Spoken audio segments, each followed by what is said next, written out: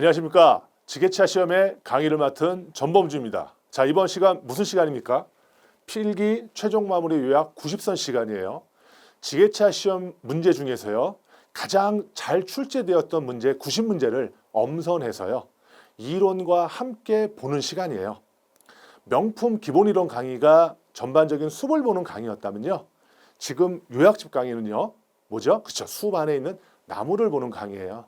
자, 이 강의를 통해서 여러분께 부탁드리고 싶은 거는 딱 하나예요. 그게 뭐냐면은 제가 문제를 바라볼 때 어떤 식으로 접근을 하고요. 그리고 어떻게 적용해서 해결하는가. 그거에 대해서 주의 깊게 집중적으로 좀 보시면 될 것 같아요. 됐죠? 자, 그러면은 우리 한번 강의를 진행할 텐데요. 그 전에 요번에 이제 처음으로 우리가 이제 문제풀이를 하잖아요. 그래서 문제풀이의 스킬에 대한 사항을 제가 몇 가지 적어드릴 텐데요. 이거 굉장히 중요하거든요.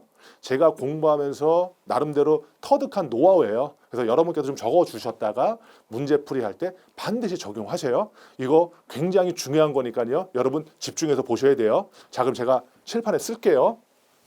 자, 뭐냐면 문제풀이 스킬이에요. 스킬. 자, 첫 번째입니다. 여러분 뭐 준비하셔야 되냐면 형광펜 준비하셔야 돼요. 아, 형광펜을 왜 준비하냐고요? 제가 OT 시간에 여러분께 말씀드린 거 기억나시는지 모르겠어요. 저 눈 카메라를 막 찍는다고 제가 말씀을 드렸었죠. 그래서 어떻게 해야 되냐면 이 형광펜을 준비하셔서 답하고요, 문제에다가 색칠을 하셔야 돼요. 근데 저희 책은 답에는 어떻게 되어 있어요? 색칠이 되어 있어요. 그렇기 때문에 답에는 굳이 색칠할 필요 없고요. 문제에다가 형광펜을 칠하셔야 되는데 문제 전체를 칠하시는 게 아니라 문제에서 핵심이 되는 문구들 있잖아요. 거기다 칠하셔야 돼요. 그럼 어떻게 되냐면 여러분이 이제 문제를 딱 보시잖아요. 그럼 문제 형광펜 딱 칠해져 있죠. 답 보이죠. 그러면 눈 자체로 팍팍 찍혀요. 그냥 그게 제가 말씀드린 눈 카메라예요. 그러면은 굉장히 여러분한테 이 머릿속에 있잖아요. 팍팍 인지가 돼가지고요. 정말로 쉽고 빠르게 암기될 수 있어요. 되셨어요? 이거는 반드시 여러분이 하셔야 되는 작업이에요. 그리고 여기에 플러스 뭐 하셔야 돼요? 이거 기억나세요? 아, 여러분과 저와의 암호죠. 동그라미 세모 X, 동그라미 이해할 문제, 전반적인 원리에 관한 문제. 맞죠? 세모 암기할 문제, 수치나 어떤 거요? 정의에 관한 거. 그 다음에 X 포기할 문제, 복잡한 공식이나 이론들. 여기서는 나름대로 90문제를 엄선했으니까 이 X는 해당이 없겠네요. 맞죠? 그러면 동그라미 아니면 세모를 여러분께서 치셔야 돼요. 그래서 여러분이 그런 식으로 만드셔야죠. 동그라미 세모 X, 이거는 OT 시간에 제가 말씀드린 거죠. 그래서 요거를 한 번에 함께 진행을 하셔야 돼요. 됐어요? 그 다음에 두 번째예요. 두 번째 뭐냐면은 저희 지게차 시험의 출제 방식이 어떤 출제 방식이죠? 그래. 문제은행식이에요. 자, 문제은행식이라는 건 뭐예요? 기존에 기출되었던 문제 중에서 끄집어내서 재구성해서 다시 출제하는 거잖아요. 그래서 통상적으로 동일하고 유사한 것들이 약 한 70%가 출제되죠. 맞죠? 그러다 보니 우리는 똑같은 문제에 똑같은 답을 우리가 공부하는 거잖아요. 그럼 우리가 시험 볼 때 제일 중요한 게 뭐예요? 답이 중요한 거예요? 문제가 중요한 거예요?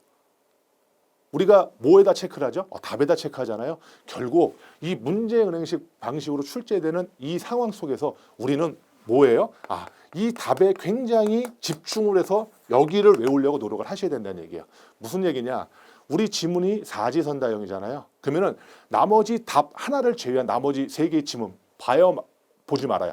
보지 말라는 얘기예요. 왜? 우리는 답이 중요하니까 답만 보라는 얘기예요. 그래서 이거 굉장히 중요한 얘기예요. 앞으로 여러분이 이제 문제를 제가 풀어갈 때는 문제와 뭐만 봐요? 답만 봐요. 근데 그 중에는 한 3%에서 5% 정도는 뭐냐? 어떤 경우가 있냐면 답을 봐도 나름대로 이해되지 않은 경우가 있어요. 그때는 이제 문제 나머지 지문들 3개를 보고 판단해서 답을 체크하기도 하는데 그거는 정말로 예외적인 케이스고요. 모든 문제 같은 경우는 뭐만 본다? 문제와 답만 우리가 보고 답만 외우려고 생각을 해야 된다는 얘기예요. 되셨죠? 다음에 세 번째예요. 뭘 생각하셔야 되냐면요. 키워드나요. 키워드. 아니면 또 키센텐스. 이게 뭐죠? 핵심어라든지 핵심 문장은요. 반드시 어떻게 하냐면 여러분이 암기하셔야 돼요. 정리해서. 이거 매우 중요합니다. 그러니까 예를 하나 들어볼게요. 제가 기본이론 강의 시간에 뭔 말씀을 드렸냐면 압력이 올라가면 뭐가 올라간다 했죠? 온도가 올라간다고 얘기 안 했어요? 압력이라는 건 힘이고 힘이라는 거는 제가 이렇게 비유를 했을 거예요. 절 때리면 이거 심각한 거잖아요. 그래서 제가 어떻게 열받잖아요. 그래서 온도 올라간다 했잖아요. 그 문구 자체가요. 정말로 많은 시험 문제에 적용이 돼요. 그렇기 때문에 그런 것들은 여러분들이 메모를 해두셔서 그건 한 뭉탱이로 여러분이 암기를 하고 계셔야 되는 거예요. 되셨어요? 또 어떤 문제가 있냐면 예를 들어 뭐 문제 중에 이렇게 있어요. 다음 중 과열되는 원인을 찾아라 그래요. 그러면 과열이잖아요. 그럼 과열이라는 얘기는 열을 과하게 받는 거잖아요. 그러면 왜 열을 과하게 받습니까?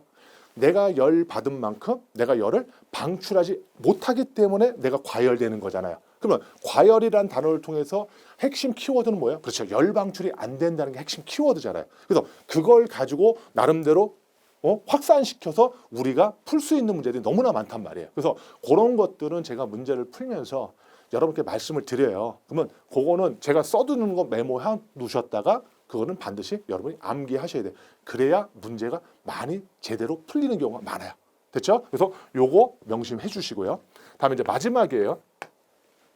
요것도 이제 굉장히 중요한데요. 요거는 여러분이 잘 활용만 하시면은 솔직히 그 내용을 모르더라도요. 문제를 맞출 수 있는 확률이 굉장히 높아요. 그래서 요건 굉장히 중요합니다. 요거는 어떤 방법이냐면 어떤 거냐면요.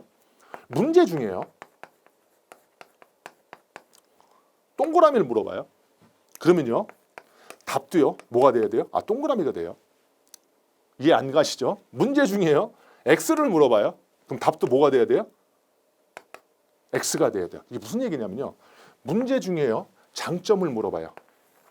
그럼 답도 당연히 좋은 게 나와야 돼요? 나쁜 게 나와야 돼요? 아, 당연히 좋은 게 나와야 돼요. 이게 이제 나름대로 대칭성이 들어가요. 문제 중에요. 나쁜 걸 물어봐요. 단점을 물어봐요. 그러면 당연히 답도 뭐가 돼요? 단점이 돼요. 문제가 예를 들면 제가 이렇게 할게요. 불량하다, 막혔다, 무겁다, 좋은 얘기예요? 나쁜 얘기예요? 나쁜 얘기잖아요. 그럼 답도요. 효율이 좋다고 그래야 돼요? 나쁘다고 그래야 돼요? 이거 나쁜 거 물어봤잖아요. 그러니까 답도 뭐가 돼요? 아, 효율이 나쁘다라고 찍으면 그게 정답이에요. 그러면 출력이 증대된다, 감소된다. 이거 나쁜 얘기잖아요. 그럼 증대돼요, 감소돼요? 감소된다. 결국 이 대칭성에 관한 문제가 굉장히 중요해요. 이건 기본적으로요. 2문제, 많게는 10문제까지 출제되거든요. 그리고 이제 문제 풀다 보면 제가 이제 말씀드렸겠는데 요게 이제 연장선상이에요. 국어를 잘 하셔야 돼요. 이게 무슨 얘기냐면 참 문제가 말을 이렇게 비틀어 놓은 게 비틀어 놓아요. 무슨 얘기냐? 다음 중 단점이 아닌 것은 그러면 이거 뭘 얘기하는 거예요? 아, 문제 중에 장점, 동그라미를 물어본 거고요. 다음 중 장점이 아닌 것은 그럼 장점이 아니니까 반대죠. 단점 X를 물어본 거거든요. 그래서 그거는 좀 국어적인 어떤 그런 거가 좀 필요한데 그거는 이제 문제를 풀면서 제가 여러분께 말씀드릴 테니까요. 요 네 가지예요. 요 네 가지는 반드시 메모를 해두셨다가 여러분께서 문제 풀 때 적용을 하셔야 돼요. 아셨죠? 자, 그러면은 우리 이제 뭐 들어가요? 진도 한번 나가 볼게요. 자, 요약 90선이에요. 한번 제가 문제를 한번 풀어보도록 하겠습니다. 자, 1번이에요. 보호구 관한 거예요. 보호구. 자, 문제 봐요. 자, 출제횟수 6번이나 됐어요. 감전되거나 전기 화상을 입을 위험이 있는 작업에서 제일 먼저 작업자가 구비해야 할 것은 뭐냐? 답은 뭐예요? 보호구예요. 자, 문제와 뭐 봐요? 나머지 봐요, 안 봐요? 안 봐요. 뭐예요? 답만 봐요. 그리고 저는 색칠되어 있잖아요. 그러면은 제가 요거 한번 예를 들어드릴게요. 뭐 형광펜 칠해야 된다고 했잖아요. 저희 책은 답엔 색칠되어 있으니까 형광펜 칠할 필요 없고요. 맞죠? 어디에다가요? 예를 들면 어디에? 감전되거나 전기 화상을 위험이 있는 작업자가 구비해야 할 것. 이런 식으로 형광펜을 쳐놓으면 이걸 보면서 당연히 이걸 떠올릴 수 있겠죠. 됐죠? 그 작업을 하셔야 된다는 얘기예요. 자, 감전되거나 전기 화상 입을 작업에서 뭘 해야 돼요? 작업자가 구비해야 될 거 뭐예요? 보호구. 뭐예요? 답 뭐예요? 보호구. 뭐예요? 보호구. 됐죠? 자, 그럼 다음 문제 넘어가요. 말 그대로 어떻게 보면 이게 정의에 가까운 문제죠. 그냥 단지 암기하면 돼요. 됐죠? 자, 2번째요. 장갑을 착용하지 않아야 하는 작업이에요. 자, 문제 봐요. 일반적으로 장갑을 착용하고 작업을 하게 되는데 안전을 위해서 오히려 장갑을 사용하지 않아야 하는 작업. 무슨 작업이에요? 해머 작업. 제가 이론 시간 설명해 드렸어요. 어떻게 설명해 드렸죠? 연정, 즉 사모하는 거죠. 연정하면 해진 장갑도 다 드릴게요 라고 했어요. 맞죠? 다 뭐예요? 해머 작업. 그렇죠? 이런 식으로 그냥 찍고 넘어가는 거예요. 다음 3번이에요. 자, 화재의 분류. 요거 제가 설명할 때 드렸어요, 안 드렸어요? 드렸죠. 근데 요거는 이제 문제에서 많이 출제가 되니까 제가 다시 한번 좀 설명을 드릴게요. 요거는 문제 보기 전에. 자, 보세요. 어떻게 했죠? 일본에서. 맞죠? 유전이 발견됐는데 금하고 뭐 나왔대요? 가스 나왔대요. 요 주방가지까지는 보지 않으셔도 돼요. 그래서 어떻게 됐죠? 급수가 영어로 A, B, C, D, E. 기억나세요? 그 다음에 뭐 설명드렸죠? A급은 뭐랬어요? 뭐가 남는 작업, 저 화재라고 그랬죠? 가연물이 남는, 즉 재가 남는 화재, A급 화재. 그래서 무슨 화재라고 했어요? 보통 화재. 기억나셔요? 그 다음에 유리 화재, B급 화재는 가연물이 남지 않는 화재. 그렇죠? 근데 유리 화재는 뭐로 소화하면 안 된다? 그렇죠. 물하고 기름은 섞이지 않으니까 물에 관련된 소화기로 화재를 껐을 때는 어떻게 된다 했어요? 화재면이 확대돼 가지고 오히려 더 위험하다 해서 물에 관련된 소화기 쓰지 말라고 얘기를 했고. 맞죠? 기억나실 거예요. 그다음에 전기 화재. 전기 화재에서는 어떤 소화기가 가장 적응성이 크다고 했어요? 질식 소화인 이산화탄소 소화기가 가장 적응성이 컸다. 그런데 그 대신 제가 우리 뭐라고 했어요? 전당포라고 얘기했어요. 전당포 물건 주고 돈 빌리는 데 그랬죠. 우리 전당포 가지 말라고 그랬잖아요. 그래서 전기 화재는 절대 쓰지 말아야 될 소화기보다 포마일 소화기다. 무슨 소화기다? 포마일 소화기다. 여기까지 제가 설명을 드린 것 같아요. 맞죠? 그래서 그 정도만 보시면 충분히 가능하지 않을까 생각이 들어요. 자, 그러면 다음 문제 한번 봐봐요. 자, 보통 화재라고 하며 목재, 종이 등 일반 가연물의 화재로 분류되는 것은, 자, 보통 화재 무슨 화재였어요? 일반 화재. 맞죠? 무슨 급 화재예요? A급 화재. 답 1번. 됐죠? 자, 두 번째, 화재의 분류에서 무슨 화재예요? 전기 화재. 전기 화재 1번에서 뭐가 발견됐다? 유전. 세 번째네요. A, B, C. C급 화재. 됐죠? 간단하게 여러분이 알고 넘어갈 수 있는 거예요. 다음에 이제 4번이에요. 기타 화재 관련이에요. 자, 문제 한번 봐요. 유료 화재 시 소화 방법으로 뭐예요? 부적절한 거예요. 부적절한 거. 안 맞는 거. 맞죠? 다 뭐예요? 다량의 물을 부어 끈다. 말도 안 된댔어요. 왜요?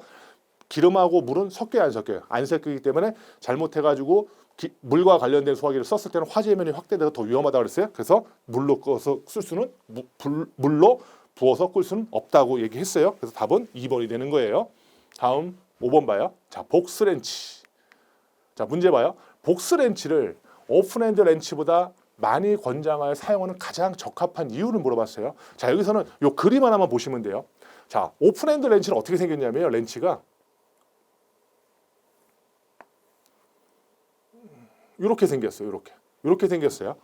이게 이제 오픈핸드 렌치예요. 오픈핸드 렌치가 이렇게 생겼어요. 이런 식으로 해서 이제 이렇게 뭐랄까 너트 이렇게 끼워가지고 이렇게 돌려 잡아 당기고 조이고 하거든요. 저 풀고 조이고. 근데 복스 렌치는 어떻게 생겼냐면요. 이렇게 생겼어요. 결론은 뭐냐면요. 둥근 데 안에 이렇게 딱 고정이 돼가지고요. 이게 빠지지 않게 돼 있어요. 그래서 어떻게 되냐. 이걸 가지고 보시면 어떻게 하냐. 볼트와 너트 주위를 완전하게 이렇게 싸게 되어 있어요. 그래서 사용 중에 미끄러지지 않는 게 이게 바로 무슨 렌치예요? 이게 복스 렌치예요. 됐죠? 요거는 요 그림만 하나만 알고 계시면 당연히 풀 수 있는 문제. 됐죠? 왜 복스 렌치냐? 말 그대로 완전히 주위를 싸게 될 수 있어가지고 미끄러지지 않는다. 됐죠? 자, 다음 문제 봐요. 자, 운반 작업 시 안전수칙. 자, 안전수칙, 안전점검 이런 거 전부 다 무슨 문제라 했어요? 상식적인 문제예요. 문제 봐요. 자, 중량물 운반에 대하여 설명으로 틀린 거예요. 틀린 거. 답 봐요. 흔들리는 중량물은 사람이 붙잡아서 이동하다. 자, 사람이 붙잡아서 이동하면 어떤 길이 생겨요? 굉장히 위험하죠. 자, 상식적인 문제. 맞죠? 답 몇 번이에요? 4번. 됐죠? 자, 7번이에요. 크레인으로 물건을 운반 시 주의사항. 자, 문제 봐요. 기중기로 물건을 운반 시 주의할 사항으로 잘못된 거예요. 답 봐요. 2번. 규정 무게보다 약간 초과할 수 있다. 초과하면 돼야 안 돼요. 초과하면 굉장히 위험하죠. 허용 하중을 초과하면 말 그대로 낙할 수도 있고 되게 위험해요. 그래서 허용 하중은 절대 초과하면 안 돼요. 말이 안 돼요. 답 몇 번이에요? 2번. 상식적인 문제예요. 자, 8번이요. 가스 용접의 안전사항이에요. 자, 문제 봐요. 아세틸렌 용접기에서 가스가 누설되는 가를 검사하는 방법으로 가장 좋은 거 무슨 검사예요? 비눗물 검사예요. 뭐요? 비눗물 검사. 요즘에는 그 집에 그 도시가스인가요? 그거 새는 거 보면은 그 이제 검사하러 검침원 분들이 오시잖아요. 그러면 이제 이런 센서 가지고 찍기도 하는데 요거는 이제 대부분 어디서 많이 또 사용되는 좀 비슷한 영역이에요. 여러분도 그 타이어 펑크 나잖아요. 펑크 나면은 그 정비업소 가잖아요. 그러면 그분들이 뭐 하시는지 아세요? 타이어 대고요. 거기다가 비눗물 막 칠해요. 그럼 펑크난 곳에다 뭐가 이래요? 비눗물 거품이 이렇게 올라와요. 맞죠? 그거를 연상하시면 답은 당연히 1번이라고 생각할 수도 있어요. 자, 용접기에서 가스 누설되는가 검사하는 거 비눗물 검사. 됐죠? 자, 9번이에요. 가스 용접 시 가스 용기 호스 도관의 도색 구분. 자, 문제. 가스 용접 시 사용되는 산소 호스는 어떤 색인가? 답은 뭐예요? 아, 녹색이에요. 자, 요거는 좀 제가 하나 말씀을 드릴 테니까 좀 여러분이 좀 필긴 해두신가? 아니면 그걸 좀 잡아 놓으세요. 두 문자 형식으로 제가 말씀드릴 테니까요. 자, 가스 용기하고 호스에 대한 색깔을 물어보는 거예요. 제가 여러분께 여쭤봐요. 자, 산은 원래 무슨 색깔이에요? 산, 강, 바다 할 때 산은요. 원래 무슨 색깔이에요? 아, 녹색이에요. 원래 산은 무슨 색깔이냐면 녹색이에요. 무슨 말인지 아세요? 산은 원래부터 녹색이에요. 그래서 가스 용기나 호스는 둘 다 뭐예요? 아, 녹색이에요. 그리고요, 제가 잘 살아가지고요. 이거 이제 상상 한번 해보세요. 제가 잘 살아서 저희 집에 노비가 있었어요. 노비가. 근데 걔가 아이였어요. 꼬마 아이였는데 걔네 부모가 죽었어요. 그래서 이 아이를 제가 너무 불쌍하잖아요. 그래서 간호지만 집안의 노비지만 제가 호적에 입적했어요. 다시요. 제가 부자여서 저희 집에 노비가 있었어요. 근데 꼬마 아이가 있었어요. 근데 걔네 부모가 죽었어요. 그래서 그 아이를 저희 집에 간호, 즉 저희 집에 노비지만 불쌍해서 제가 호적에 입적을 했어요. 자, 아세틸렌은요. 보세요. 아세틸렌은 뭐예요? 가요. 가스 용기가 무슨 색깔이에요? 노란색이고요. 호적에 입금했어요. 호스는 무슨 색깔이에요? 아, 적색이에요. 그냥 이런 식으로 외우셔야 돼요. 됐죠? 다시요. 산은 원래 무슨 색깔이에요? 아, 녹색이에요. 산소는 그 녹색이고요. 아이를 내가 간호로 호적에 입금시켰다. 됐죠? 이 정도만 하면 이 문제 바로 풀 수 있어요. 됐죠? 다음 문제 가요. 10번. 폭발 우려가 있는 가스 발생 장소에서의 준수사항. 자, 문제 봐요. 폭발의 우려가 있는 가스 또는 분진을 발생하는 장소에 지켜야 할 일에 속하지 않는 것은. 자, 폭발 우려가 있어요. 폭발 우려가 있다는 건 제가 폭발이라고 연소를 했죠. 연소라는 건 가연물이 있어야 되잖아요. 그렇죠? 그러니까 가연물, 가연성 재료를 사용하면 돼야 안 돼? 안 되잖아요. 폭발 우려가 있는데. 근데 여기서 답은 뭐예요? 불연성 재료를 사용한대요. 불연성 재료는 뭐야? 연소가 잘 안 되는 재료잖아요. 써도 상관이 있어요? 없어요? 없잖아요. 그 답은 몇 번이에요? 1번. 이런 문제가 약간은 좀 뭐라 그럴까? 이 지문 자체가 되게 헷갈려요. 그래서 폭발의 우려가 있을 때는 가연성 재료를 사용하는 금지인데 가연성 재료를 사용하면 안 되는데 폭발의 우려가 있는 곳에서 지켜야 할 일에 속하지 않는 거잖아요. 그러니까 불연성 재료의 사용 금지가 답이 되는 거죠. 그렇죠? 요거 약간 좀 국어 문제예요. 그거 좀 잘 한번 제 말씀 듣고 잘 한번 생각해 보시면 답이 1번인 걸 여러분이 아실 거예요. 자, 다음 문제요. 자, 11번. 벨트 취급에 대한 안전 사항이에요.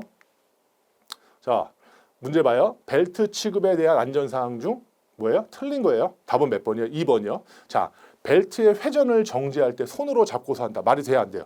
상식적인 문제죠. 벨트가 막 돌고 있는데 그거를 내가 딱 잡아요? 너무 위험하잖아요. 말도 안 되는 거. 답 2번이에요. 이런 문제들이 여러분이 이제 풀치다 보면 굉장히 많이 나오거든요. 그러니까 이런 거 그냥 거저 먹는 문제예요. 그럼 무조건 반드시 맞춰야 되는 거고. 다음 문제요. 벨트를 풀리가 뭐예요? 도로에라고 쳐요. 걸 때는 어떤 상태에 걸어야 되는가? 벨트를 풀리에 걸려면 그거 멈춰 있는 상태로 걸어야 되죠? 답 몇 번이에요? 당연히 1번이겠죠. 그렇죠? 뭐 회전시키면서 건다? 말도 안 돼요. 뭐 서커스 하는 거 아니에요. 당연히 회전을 중지시키로 걸어야 되겠죠. 답 1번. 자, 12번. 기계장치 및 동력 전달장치 개통에서의 안전 수칙이에요. 이것도 약간 상정이 되게 많다 그랬어요. 자, 동력 전달 장치 중 재해가 가장 많이 발생할 수 있는 건 뭐냐? 자, 동력 전달 장치는 어떤 거죠? 엔진에서의 크랭크 축이 막 회전을 어디까지요? 바퀴까지 전달하는 거잖아요. 결국 동력 전달 장치는 회전이라는 게 나타나잖아요. 자, 회전과 관련된 거 뭐예요? 답? 벨트. 당연한 얘기예요. 답은 3번 벨트예요. 자, 13번 운행 시 주의사항이에요. 자, 문제 봐요. 지게차의 화물 운반 작업 중 가장 적당한 거예요. 적당한 거. 답 몇 번이에요? 2번이에요. 마스트를 약 뒤로 4도 정도 경사시켜 운반해요. 무슨 말인지 아시죠? 마스트를 약 4도 정도 경사시켜서 운반한다. 왜 그러냐면 마스트를 곧장 세우면 화물이 어떻게 돼요? 낙하할 염려가 있어요. 그래서 마스트를 뒤로 우리가 모래새 마스트가 기둥이랬죠? 기둥을 약간 수그려가지고 화물이 약간 뒤로 제쳐져가지고 안전하게 운전할 수 있는 방법이에요. 됐죠? 답은 2번이에요. 지게차를 경사면에서 운전할 때 짐의 방향. 이거 뭐예요? 짐 방향이에요. 화물 적재했을 때. 이거 기억나세요? 이거 화물 적재했을 때. 맞죠? 이거 뭐예요? 언덕 오르막일 때. 맞죠? 이거는 내리막이고요. 화물을 적재할 때 오르막일 때는 어떻게 간다 그랬죠? 지게차를 이렇게 간다 그랬죠? 이렇게. 어떤 식으로요? 전진으로. 그렇죠? 전진으로 서서히 충돌 방지를 해서 올라가고. 맞죠? 그다음에 내리막일 때는 어떻게 연대했어요? 그렇죠. 이렇게. 맞죠? 어떤 식으로요? 아, 후진으로. 왜? 전진으로 내려오면은 화물이 낙하할 염려니까 후진으로 이렇게 내려온다고 그랬어요. 맞죠? 그러면은 운전할 때 짐의 방향. 자, 1번 짐이 언덕 위쪽으로 가도록 한다. 맞죠? 이거는 어떤 거예요? 지금 후진 얘기하는 거예요. 맞죠? 후진 때는 이런 식으로 해야 된다. 답은 1번이 될 것이고요. 됐어요? 다음 화물을 역제하고 주행할 때 포크와 지면과의 간격 몇 센치랬죠? 20에서 30cm. 그냥 이거 외워야죠. 20에서 30cm. 다음 창고 또는 공장 출입 시 주의사항. 자, 지게차에 짐을 싣고 창고나 공장을 출입할 때의 주의사항으로 틀린 거예요. 자, 답은 몇 번이에요? 4번. 차폭과 출입구의 폭 확인해야 돼, 안 해야 돼? 당연히 확인해야겠죠. 왜요? 확인을 못하면 내 차폭과 출입구의 폭을 확인 못하면 뭐예요? 잘못하면 충돌의 염려가 있잖아요. 답은 몇 번이에요? 4번. 상식적인 얘기예요. 자, 15번 봐요. 주차 시 주의사항이에요. 자, 지게차를 주차시킬 때는 포크예요? 적당한 위치는 어떻게 해요? 포크는 어떻게 해요? 지면에 내려놓습니다. 답 몇 번이에요? 3번이에요.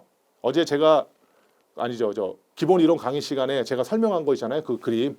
지게차 그림. 그거 보시는데 포크가 뭐지 마스터 뭔지 다 알고 계시잖아요. 그거 생각하시면 돼요. 자, 주차할 때는 포크로 나탄다. 지면에 내려놓는다. 됐어요? 자, 16번이에요. 등록 번호표의 반납이에요. 자, 건설기계 등록을 말소한 때에는 등록 번호표를 며칠 이내 시도지사에게 반납해야 하는가. 와, 이거는 그냥 어떻게 해요? 그냥 외울 수밖에 없어요. 그래서 어떻게 외우냐면 등록 번호표를 가진 사람이 뭐예요? 열반에 이른대요. 뭐예요? 열반에 이른대요. 다시요, 뭐요? 열반. 등록 번호표를 가진 사람이 뭐에 이를러? 열반에 이래요. 반납은 며칠이에요? 열흘. 그냥 이렇게 외우는 거예요. 방법 없죠? 다음 특별 표지판이에요. 자, 대형 건설기계 특별 표지판 부착을 하지 않아도 되는 건설기계는 답은 길이 16m인 건설기계예요. 왜요? 이것 때문에 그래요. 이걸 어떻게 할까요? 외워야 될까요? 말아야 될까요? 고민하는데 이 특별 표지판에 관한 문제는 꼭 이 문제뿐만 아니라 다른 문제들은 비치거든요. 그래서 이건 어쩔 수 없이 이걸 외우셔야 돼요. 외우시는데 제가 말씀을 드릴 테니까 저를 쫓아서 그대로 하셔야 돼요. 아셨죠? 자, 제가 여기다 쓸 테니까 여러분 쓰고 나름대로 동그라미를 쳐서 외우세요. 자, 보세요. 자, 너희요. 뭐요? 너희요. 그냥 외우는 거예요. 너희요. 그 다음에 높사. 너희요, 높사. 그 다음에 축십이에요. 그리고 스님이 40살 먹은 중이에요. 그분이 회를 몇 마리 먹었냐면요. 12마리나 먹었어요. 상상 한번 해보세요. 그런데 이 12마리 회의 길이를 재보니까요. 몇 미터냐면요. 16.7m래요. 다시요. 너희요, 높사, 축십. 너희요, 높사, 축십. 40 먹은 중이 회를 먹었는데 몇 마리요? 12마리 먹었대요. 길이가 몇 미터인데요? 다 더해보니까 16.7m래요. 보세요. 자, 너희요. 너비가 몇 미터예요? 2.5m 초과. 됐죠? 높사. 높이가 4.2m. 그다음에 축십이에요. 축십. 자, 축하중이 얼마예요? 10톤이래요. 너희요, 높사, 축십. 그다음에 40 먹은 중이죠. 총 중량이 40톤이래요. 중이 뭐 했어요? 회 몇 마리요? 12마리 먹었어요. 회전 반경이 12m래요. 됐죠? 근데 그 길이가 몇 미터 됐대? 길이가 총 16.7m 됐잖아요. 길이가 16.7m 촉하는 거. 이거를 특별 표지판 붙여야 된다. 이거 그냥 써놓고 그냥 외우시면 돼요. 몇 번 입으로 반복해 보시면 반드시 외우실 수 있어요. 자, 다음 문제 넘어가요. 다 뭐예요? 정기검사예요. 정기검사. 자, 문제 봐요. 정기검사 대상 건설기계의 정기검사 신청기간으로 맞는 것은 뭐냐? 답 몇 번이에요? 건설기계 정기검사 유효기간 만료일 전후 30일. 뭐요? 만료일 전후 30일. 뭐요? 만료일 전후 30일 이내에 신청한다. 어떻게 해요? 그냥 외울 수밖에 없어요. 맞죠? 법이라는 거는 이해할 수도 없고 암기할 수도 없어요. 양이 너무 많기 때문에. 문제 답을 외울 수밖에 없어요. 자, 정기검사 신청기간 만료일 전후 30일, 만료일 전후 30일 그런 식으로 계속 반복하시면 돼요. 답 3번이에요. 그리고 제가 여기서 한 말씀 드릴게요. 너무 안 외워진다고 스트레스 받지 마세요. 한 번에 어떻게 잘 외워지는 사람이 어디 있겠어요? 어떻게 해요? 아까 제가 서두에 말씀드린 것처럼 형광펜 칠하고 나름대로 계속 반복하다 보시면 자연스럽게 이건 눈에 찍히거든요. 그럼 자연스럽게 외워지는 거예요. 너무 암기에 스트레스 받지 마시라고 제가 다시 한번 말씀드립니다. 자, 다음 문제 봐요. 자, 구조 변경 범위 등 건설기계의 구조 변경 범위에 속하지 않는 거예요. 답 몇 번이에요? 적재함의 용량 증가를 위한 변경. 요것도요. 요게 지금 굉장히 시험 문제 많이 나와요. 근데 뭐가 많이 나오냐면요. 요거 할 수 없는 것들이 되게 많이 나와요. 지금 여기 말씀드린 것처럼. 그래서 요 할 수 없는 거는 한번 어떻게 해요? 외워놓으면 좀 편할 것 같아요. 제가 말씀을 드리니까 그것도 아까처럼 써놓으시고 외우시면 돼요. 혹시 그 장미여관 아세요? 그 그룹인가요? 거기 뭐 육중환이라고 있어요. 맞죠? 육중환 씨인가요? 그 사람이요. 핸드폰을 가지고 있었는데 핸드폰을 이제 기종을 변경하려고 그래요. 근데 갔는데 핸드폰 좀 기종 변경을 갔는데 그 직원이 뭐라 그러냐면 당신은 적용이 안 된 데서 못 해줬어요. 다시요. 장미여관의 육중환 씨예요. 육중환 씨가 핸드폰을 기변을 변경하러 갔어요. 근데 거기 직원이 뭐라 그래요? 당신은 적용 대상이 아니기 때문에 안 된다라고 얘기를 했어요. 요것만 알고 계시면 구조 변경 범위 등에 해당이 안 돼요. 장미여관의 육중환이에요. 육상 작업용 건설기계 규격의 증가. 그렇지? 육중환이 기변이잖아요. 건설기계의 기종 변경. 그렇죠? 갔는데 당신은 적용이 안 된대잖아요. 적재함의 용량 증가는 어떤데요? 적용이 안 된다. 없음. 이런 식으로 외우시면 가장 확실할 거예요. 됐죠? 요건 제가 써드린 거 그냥 써놓고 계속 반복하다 보시면 그냥 외워져요. 그래서 답은 적재함의 용량 증가를 위한 변경이 안 되는 거예요. 다음 20번이요. 건설기계 대여업이에요. 자, 건설기계 대여업에 등록을 하려는 자는 국토교통부령이 정하는 서류를 첨부하여 건설기계 대여업 등록 신청서를 어디에 제출해야 돼요? 시장군수구청장. 어디요? 시장군수구청장. 자, 대여업 등록 신청서는 어디에다 제출한대요? 시장군수구청장. 방법이 없죠? 외우셔야 돼요. 자, 21번. 1년 이하의 징역 또는 1천만 원 이하의 벌금. 내용이 많아요. 자, 문제 봐요. 건설기계 관련법상 건설기계 조종사 면허를 받지 아니하고 건설기계를 조종한 자에 대한 벌칙은 뭐예요? 3번 1년 이하의 징역 또는 1천만 원 이하의 벌금. 제가 이거 기본 이론 시간에 말씀을 드렸어요. 조종사 면허 받지 않고 하면은 뭐가 된다? 1년 이하의 징역, 1천만 원 이하의 벌금. 그래서 요거 하나 팁을 하나 알려드릴게요. 이거 원래 어차피 이거 문제 잘 나오는 거거든요. 나오는 건데 이걸 다 외울 수가 없잖아요. 근데 여기를 자세히 보니까요. 요거 하나 팁이랬어요. 건설기계 조종사, 건설기계 조종사, 건설기계 소형 건설기계 조종사, 면허 조종사 맞죠? 결국 요 조종사에 관련된 거는 대략 어떤 거예요? 벌칙이 1년 이하의 징역 또는 1천만 원 이하의 벌금이다. 그거 하나 그냥 팁으로 하나 써놓으시고 가져가시자고요. 되셨죠? 다음이요. 신호기의 표시예요. 자, 문제 봐요. 정지선이나 횡단보도 및 교차로 직전에서 정지하여야 할 신호로 만든 것은 이건 상식이잖아요. 맞잖아요. 정지선이 언제 멈춰요?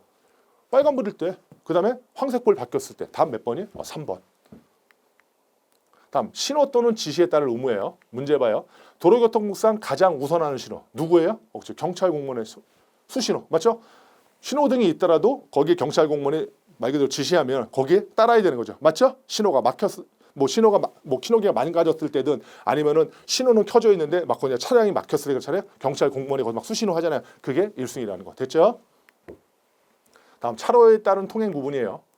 자, 편도 4차로 자동차 전용 도로에서 굴삭기와 지게차의 주행 차선은 지게차 같은 경우는 통상 한 10km/h를 초과하지 못하잖아요. 굉장히 느리잖아요. 느리니까 어떻게 해야 돼요? 결론은 중앙선을 중심으로 1차로, 2차로, 3차로, 4차로잖아요. 1차로, 2차로, 3차로, 4차로 가잖아요. 그러면 가장 느리니까 어디로 가요? 차량 느리니까 맨 꼬레비로 가야죠. 몇 층이요? 4차로로 가야죠. 답 1번이요. 자, 정차 및 주차의 금지예요. 자, 문제 봐요. 다음 중 정차 및 주차가 금지되어 있지 않는 장소는 뭐래요? 경사로의 정상 부근이래요. 나머지 봐요, 안 봐요? 안 봐요. 왜요? 경사로의 정상 부근이 뭐래요? 앞지르기 금지 장소래요. 뭐래요? 경사로의 정상 부근이 앞지르기 금지 장소지 주정차 금지 장소가 아니래요. 경사로의 어디래요? 정상 부근은 뭐예요? 주정차 금지 장소가 아니고 앞지르기 금지 장소. 됐어요? 확인하고 가시면 될 거예요. 눈을 자꾸 찍으세요. 다음에 교차로의 가장자리 또는 도로의 모퉁이로부터 관련법상 몇 미터 이내의 장소에 정차 또는 주차를 해서는 안 되는가? 몇 미터래? 5미터. 몇 미터래? 5미터. 몇 미터래? 5미터. 뭐예요?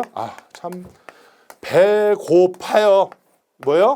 배가요. 굉장히 교차로가 5예요. 네? 이런 식으로 기억하시면 돼요. 이거 나중에 생각날 수 있어요. 여러분 답 5미터 찍으면은 저는 그냥 그걸로 만족이에요. 배고파요. 됐죠? 다음 술에 취한 상태에서의 운전금지. 자, 다음 중 도로교통법상 술에 취한 상태의 기준은 혈중 알코올 농도가 몇 %예요? 0.03% 이상. 이거 법 개정됐다고 그랬죠? 2019년 6월 25일부로 원래는 0.05%였는데 0.03% 이상. 그렇죠? 요거 중요하니까 잘 기억하세요. 0.03% 이상. 다음 사고 발생 시 조치예요. 자, 현장에 경찰 공무원이 없는 장소에서 사고와 물건의 손괴를 입힌 교통사고가 발생했을 때 가장 먼저 취할 조치. 가장 먼저 뭐 해야겠어요? 당연히 사람 구하고 공무원한테 신고해야겠죠. 맞죠? 이것도 상식적인 거죠. 즉시 사상자를 구고하고 경찰 공무원에게 신고한다. 답 3번.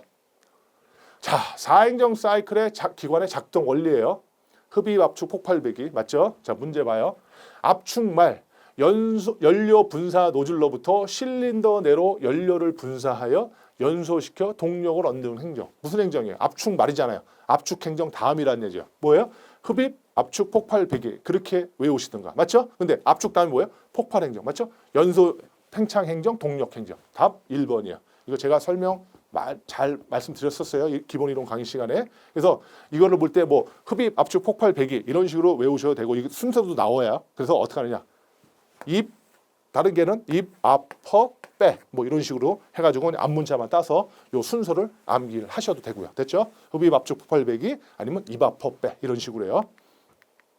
자, 다음 문제. 크랭크축 기어와 캠축 기어와의 지름의 비 및 회전비. 맞죠? 문제 봐요. 사행정 기관에서 크랭크축 기어와 캠축 기어와의 지름의 비 및 회전비는 각각 얼마인가? 수치 나왔어요. 굉장히 좀 복잡해요. 이거 어떻게 해요? 그냥 외워야 돼요. 자, 제가 드리는 말씀 좀 한번 상상 한번 해보세요. 초등학교 4학년 이제 초등학교 4학년만 이제 행정실장이라고 있어요. 그래도 행정부의 그 짱인 사람이요. 행정실장이 교무실에서요. 그 선생님들을 딱 모아놓고요. 회의를 주재하고 있는데요. 굉장히 큰 목소리로 회의를 주재해요. 한번 상상을 했어요. 근데 그분 손가락에 뭐가 있냐? 반지를 끼고 있어요. 다시요. 4학년 행정실장이요. 교무실에서요. 회의를 주려는데요. 크게 회의를 주재하고 있어요. 근데 그분 손에 뭐가 꼈어요? 반지를 꼈어요. 자, 됐죠? 자, 보세요. 크랭크 축은요. 회전비가 2예요. 2고요. 지름은 반대래요. 됐죠? 그럼 보세요. 자, 크랭크 축과 캠축 기어비 물어봤죠. 근데 회전비가 어디예요? 뒤잖아요. 그러면 크랭크 축이 회전비가 2예요. 맞죠?